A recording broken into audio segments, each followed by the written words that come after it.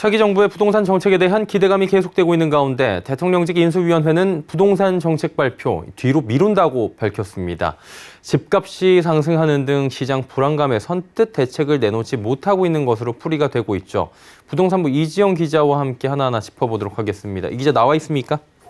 네, 안녕하십니까? 예, 아파트 값이 결국에는 새 정부가 출범하면서 오르고 있다 이런 지금 이야기가 나오다 보니까 시장의 불안감 때문이기도 하지만 일단은 뭐 계속해서 이러한 불안감이 고점에 좀 다다르고 있다는 얘기도 나오고 있는 건데 어떤 상황인지 먼저 좀 짚어주시겠습니까? 네, 어제 오전 원희룡 국토교통부 장관 후보자가 대통령직 인수위원회에서 청문회 때 대책을 내놓겠다고 말했습니다.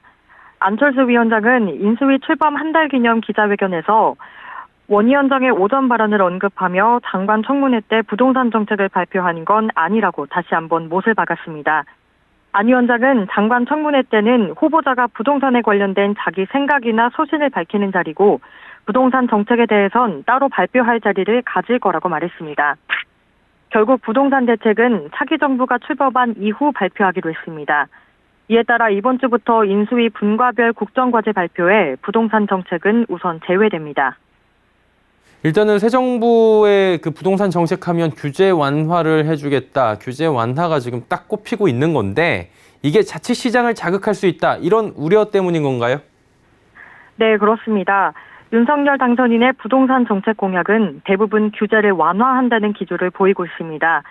정비 사업에 대한 규제를 완화해서 사업의 속도를 낼 수 있게 하고 대출 완화 정책과 공시가격 동결 등을 제시했는데요. 이를 두고 업계에서는 부동산 시장에서 수요자들의 기대 심리가 오르는 데 영향을 미친다고 보고 있습니다.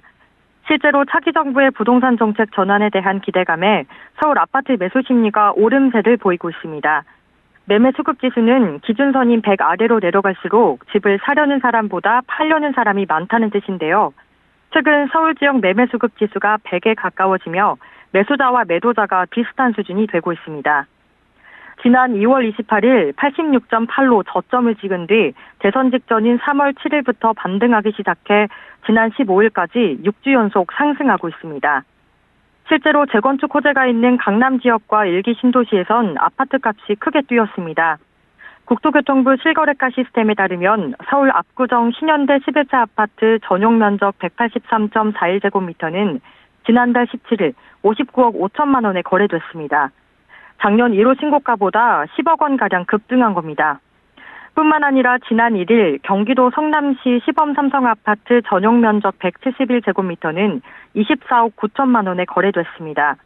2020년 10월 17억 원이었습니다. 2년 새 8억 원 정도 뛴 겁니다. 이렇게 수요자들의 기대감만으로도 집값이 크게 뛰고 또 대통령 집무실이 용산으로 이전한다는 계획에 그 지역 호가가 뛴 점 등이 인수위 입장에서는 부담이 된 것으로 분석됩니다. 예, 부동산을 잡겠다고 공언을 했는데 자칫 부동산을 자극할 수 있다라는 우려 때문에 한 발 물러선 것으로 지금 보이기도 하고요. 또 보면 건자재 가격이 지금 엄청나게 급등하고 있다라고 저희도 지금 짚어드리고 있는 상황입니다. 건설업계 원가 부담 커지고 있다고 하는데 분양가도 어쩔 수 없이 같이 높아질 수밖에 없다. 뭐 이런 이야기도 지금 나오고 있는 거죠. 네, 전체 공사비의 30%가량을 차지하는 건자재 가격 인상으로 공사 비용이 늘어날 경우 분양가도 같이 높아질 거란 우려가 나오고 있습니다.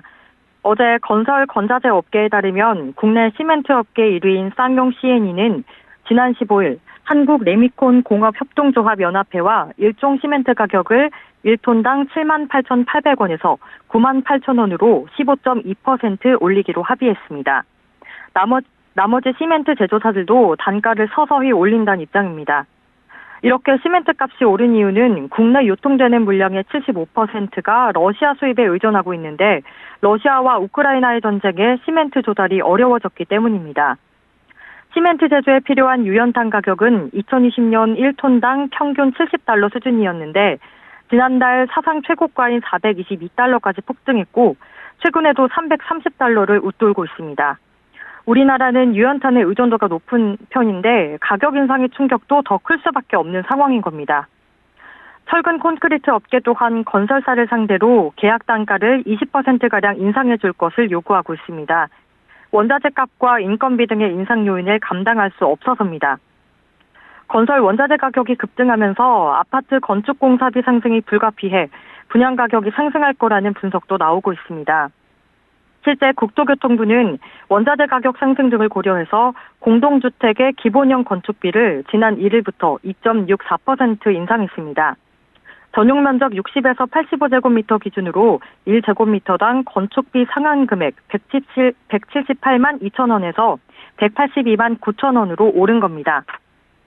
집값 자극 요인이 정책 기대감도 있고요. 이런 원자재 가격 급등도 있고 또 공급난 우려라는 얘기도 있는데 공급난 우려 얘기도 짚어주시겠습니까?